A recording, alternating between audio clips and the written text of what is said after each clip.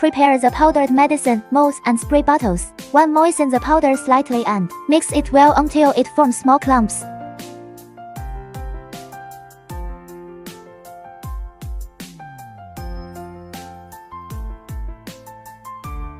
2. Fill the mold with the powder, making sure it is full. Then scrape the surface evenly.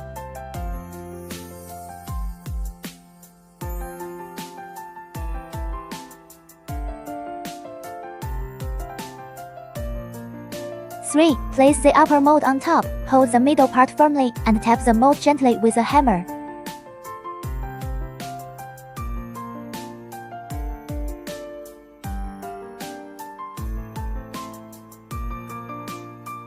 4. Turn the whole mold upside down, remove the bottom mold, and push the middle part downward. Your tablets are done. Tip: handle the freshly pressed tablets gently, let them air dry, sun dry, or bake until completely dry for better hardness.